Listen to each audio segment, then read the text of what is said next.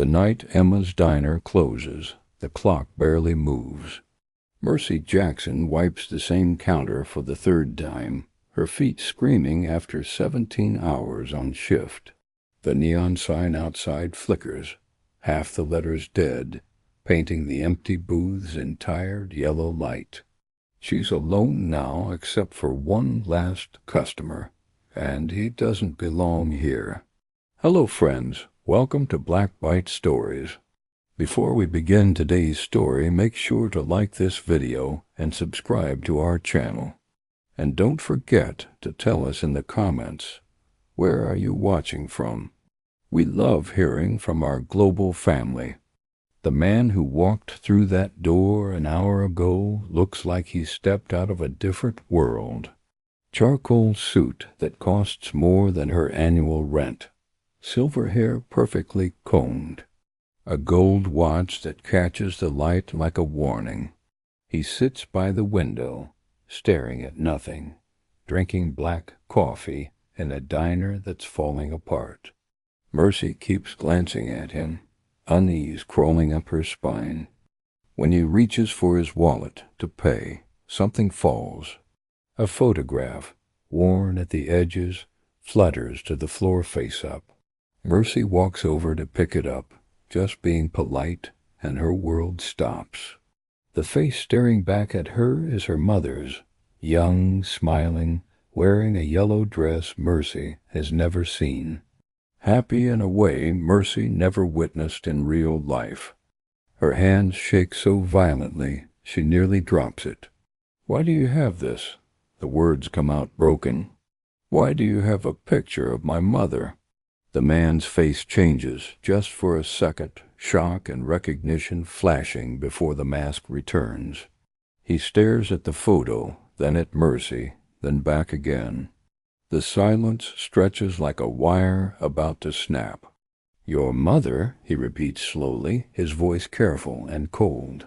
Mercy steps closer, anger flooding her veins. "That's Evelyn Jackson, my mother. She died 2 years ago. She was a waitress, a florist, nobody rich or powerful. So I'm asking you again, why do you have her picture?" The man takes the photo from her trembling hand, and for just a moment she sees his fingers shake too. "You're mistaken," he says quietly, slipping it back into his wallet. "This isn't your mother." Mercy's stomach drops. "I know my own mother's face." But he's already standing, placing a $20 bill on the table. "Keep the change." He moves toward the door and Mercy's voice rises, desperate and furious. "Wait. You can't just leave. Tell me the truth. How did you know her?" He stops at the door, his back to her, hand frozen on the handle. "Some truths are better left buried," he says softly. The bell jingles as he disappears into the darkness. Mercy stands alone in the empty diner, tears streaming down her face, because she knows in her bones that man just lied to her, and somehow he was connected to her mother's past, a past Mercy never knew existed. She doesn't sleep that night. She sits on her bed staring at the wall, her mind spinning in endless circles. At 3 a.m, she opens her old laptop and types with shaking fingers. Douglas Billionaire. The search results make her gasp. Charles Douglas, real estate mogul, net worth $4.2 billion. The same face, the same cold eyes. The same man who carries her mother's photograph. Mercy reads everything she can find. Hotels, office buildings, shopping centers in every major city. Born into wealth, expanded his father's empire into billions. Pictures of him at galas, shaking hands with politicians, standing in front of glass towers. But nowhere, absolutely nowhere, is there any mention of Evelyn Jackson. It's like her mother was erased from his world, or like someone worked very hard to erase her. By sunrise, Mercy has made her decision. She finds the address of his company headquarters, a massive glass building downtown. If he won't tell her the truth, she'll make him. Her mother deserves that much. She deserves answers. Mercy puts on her only good dress, the navy blue one from her mother's funeral, and takes the bus into the city. Douglas Global Enterprises towers over everything, all steel and glass reaching into the sky. Mercy walks through the revolving doors into a lobby that looks like another planet. Marble floors, gold fixtures, people in expensive suits rushing past. She approaches the front desk, where a woman with perfect makeup barely glances up. "Can I help you?" "I need to see Charles Douglas," Mercy says, trying to sound confident. "Now?" The woman looks up, eyebrow raised. "Do you have an appointment?" Mercy's jaw tightens. "No, but this can't wait." The woman's expression turns cold. "I'm afraid Mr. Douglas isn't available. He's a very busy man. If you'd like to schedule something, you can call his office and tell him Evelyn Jackson's daughter is here." Mercy interrupts, her voice loud enough that people turn to stare. "Tell him it's about the photograph." The woman blinks, clearly annoyed. "Ma'am, I really can't." Mercy leans forward. "Please, just tell him that. If he says no, I'll leave. I promise. But please, just ask him." Something in Mercy's face must reach her, because the woman sighs and picks up the phone. She dials, waits, then speaks quietly. "Yes, Mr. Douglas's office. There's someone here in the lobby. She says she's Evelyn Jackson's daughter." Silence. The woman's eyes go wide. "Yes, sir." "Right away, sir." She hangs up, staring at Mercy with a completely different expression. "Someone will be down to escort you up." Mercy's heart nearly stops. He'll see her. Just saying her mother's name opened the door. The elevator ride to the 60th floor feels endless. When the doors finally open, Mercy steps into a world of polished marble and dark wood, floor-to-ceiling windows showing the city spread below like a toy town. A man in a black suit leads her down a long hallway to a set of tall wooden doors. The office inside is enormous. One wall is entirely glass. Bookshelves line the others. And behind a massive desk sits Charles Douglas, hands folded, expression unreadable. But his eyes, those cold, dark eyes, are fixed on Mercy like he's seen a ghost. The door closes behind her with a soft click. For a long moment neither speaks. "Sit down," Charles says finally. Mercy stays standing. "I'd rather not." His eyebrow raises slightly. "Suit yourself." The silence stretches. Then Mercy finds her voice. "You lied to me last night." Charles leans back. "Did I?" Mercy steps closer. "Yes, that photo was my mother. You know it was. So why did you lie?" Charles stands abruptly, and Mercy takes a step back. He's tall, imposing, and when he moves to the window, he seems to fill the entire room. "You should leave," he says quietly, staring out at the city. "This conversation is over." Mercy's voice comes out stronger than she feels. "No, I'm not leaving until you tell me the truth." He turns slowly, eyes blazing. "You want the truth?" His voice drops, dangerous and raw. "Fine, I'll tell you the truth." He walks to his desk, opens a drawer, and pulls out the photograph. He stares at it for a long moment, and when he speaks again, his voice is different, softer, sadder. "I met your mother 24 years ago. I was 26, just took over my father's company. I was supposed to focus on business, on making my family proud." He pauses, still looking at the photo. "But then I met her, Evelyn. She worked at a flower shop downtown. I went in to buy flowers for a meeting. And there she was, arranging roses, singing to herself. She had the most beautiful voice. A small, sad smile crosses his face. We started talking. Then we kept talking. I went back every day. I couldn't stay away. She was different from anyone I'd ever met. She was kind and honest and real. She didn't care about my money or my name. She just cared about me. He looks up at Mercy now, pain visible in his eyes. I fell in love with her, and she fell in love with me. Mercy's hands shake. Then what happened? Why aren't you together? Why did she never tell me about you? Charles's face hardens. He sets the photograph down carefully. Because I was a coward, he says, the word bitter on his tongue. My family found out about Evelyn. They were furious. She wasn't from our world. She didn't have money or connections or a famous last name. They said she was beneath me. They said she was using me. His voice cracks. But that wasn't true. I knew it then. But my father gave me a choice. Stay with Evelyn and be disowned, lose the company, lose everything.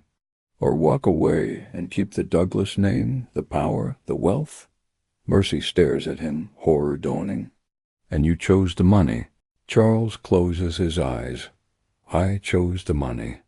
I chose my family's name. I chose this. He gestures around the office. I chose power and wealth and comfort. And I walked away from the only person I ever truly loved. Tears streamed down Mercy's face. How could you do that to her? Charles's voice is barely audible. I've asked myself that question every day for 24 years, and I still don't have an answer. I thought I was making the right choice. I thought I could move on, forget about her, build a life without her. He looks at Mercy with eyes full of pain. But I never could. I never forgot her, not for a single day. That's why I still carry her picture. Because even though I lost her, even though I threw away the best thing that ever happened to me, I couldn't let her go completely. The office falls silent. Mercy wipes her eyes, her voice shaking. She loved you. My whole life I watched my mother work 2 jobs, raise me alone, never complain. She never talked about my father, but sometimes late at night I'd see her looking at old photos with this sad look on her face, like part of her was missing. Charles turns away, but not before Mercy sees the tears. That was you, Mercy continues. You were the missing piece. You broke her heart, and she never recovered. She spent her whole life loving a man who chose money over her. Charles's shoulders shake. I know, he whispers, and I'm sorry. I'm so sorry. Mercy's voice is hard now, but you can't go back. And now she's gone. She died 2 years ago, and you'll never get to tell her you're sorry. You'll never get to make it right. Charles presses his hands against the desk, head bowed. I know, he says again. Mercy wipes her face. She feels anger, sadness, pity, disgust, all swirling together. This man destroyed her mother's happiness for money and status. And now he stands here in his expensive office, surrounded by everything he chose instead of her mother. And it means nothing. None of it could bring her back. I should go, Mercy says quietly, turning toward the door. Wait, Charles calls suddenly. Mercy stops but doesn't turn around. What was she like, your mother, in the end? Was she happy? Mercy thinks about her mother, about the way she smiled tucking Mercy into bed, about the way she hummed cooking dinner, about the sadness that never quite left her eyes. She was strong, Mercy says finally, the strongest person I ever knew. She made sure I was happy, even when she wasn't. She gave me everything she had. She pauses. But no, she wasn't happy.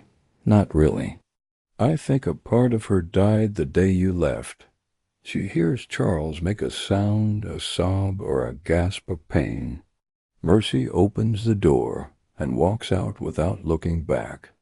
That night, Mercy sits in her tiny apartment, staring at 3 cardboard boxes in the corner. Her mother's things. The boxes she packed after her mother died but never had the strength to open. Now she kneels beside them, hands trembling. The first box has clothes. The second has books and photo albums. The third is smaller, personal items.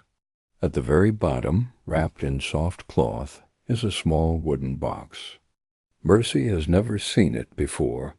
Her heart races as she opens it. Inside are treasures, a dried rose brittle with age, a movie ticket stub from 24 years ago, a napkin with faded writing, and underneath everything, wrapped in blue velvet, is a silver necklace. Mercy lifts it carefully. It's a pendant on a delicate chain, oval-shaped, with tiny words engraved on it. Forever begins here. She turns it over. On the back, even smaller, C.D. to E. J. Charles Douglas to Evelyn Jackson. Mercy's hands shake. This was from him.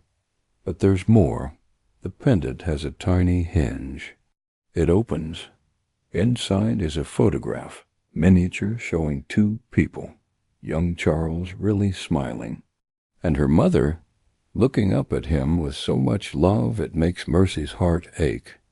Mercy's fingers stop when she feels something else beneath the velvet, something impossibly small, thin as air. A tiny piece of paper, folded again and again until it's no bigger than her thumbnail. Her heart pounds as she lifts it out, afraid that even her breath might cause it to crumble. She unfolds it slowly, careful with every motion, like handling a butterfly's wing. The creases fight back as if they've been sealed shut for decades, but eventually the paper opens, and Mercy sees her mother's handwriting. That alone makes her chest tighten. She hasn't seen Evelyn Jackson's handwriting in 2 long years, not since she signed the last hospital forms. The letters are shaky, uneven written, with trembling hands, and a heart carrying far too much emotion. Her vision blurs even before she begins reading. My dearest Mercy, if you're reading this, I'm gone, and you found my secret. I'm sorry I never told you. I was afraid. Mercy feels the room tilt. Her throat closes. She keeps reading, breath trembling. The man in this photograph is Charles Douglas. He was the love of my life. And he is your father. Mercy's pulse stops. Her lungs lock. For a moment, she truly believes she misread it. Her eyes dart over the words again and again, but they don't change. He is your father. The air leaves her body in a rush as if she's been punched. No, she whispers, shaking her head. No, that can't. But her mother's voice continues through ink. I never told him about you. When he left, I was heartbroken. Then, weeks later, I discovered I was pregnant. Mercy presses a hand over her mouth, trying to stop the sob threatening to break out. Her mother had been alone, broken, carrying a child she hadn't expected, carrying her. I thought about telling him. I almost did, but I was afraid. Afraid he'd think I was trying to trap him, or worse, that he'd take you away from me. Mercy's tears drip onto the fragile paper, blurring the ink, and she frantically wipes them away. Her whole life she'd imagined her mother strong and unshakable. She never imagined Evelyn writing something like this alone, terrified, choosing to raise a child without help, without love, without the man she cared for. so I kept you a secret. I raised you alone, and I have never regretted a single moment. You are the best thing that ever happened to me. You're my whole world." Mercy's hands shake so violently the paper trembles like a leaf in a storm. She presses it against her chest, as if that will steady her racing heart. The letter continues, "But you deserve to know the truth. You deserve to know who your father is." Mercy stares at those lines for a long time. Her entire life she'd wondered about him, imagined him, invented stories about him. None came close to this. If you ever want to find him, his name is Charles Douglas. He lives in the city and runs a big company. I don't know if you should tell him that choice is yours. Mercy closes her eyes, letting her mother's final words wash over her. But know this, my love. Whatever you decide, I love you. I've always loved you, and I always will. Your mother, Evelyn. Mercy clutches the letter to her chest and finally breaks, sobbing in a way she hasn't allowed herself to since the night her mother died. Because in those fragile lines tucked away in a small wooden box, her entire life has been rewritten, and nothing will ever be the same again. Mercy's tears splash onto the note, making the ink blur. Charles Douglas is her father, the man she just confronted, the man she told that her mother never got over him.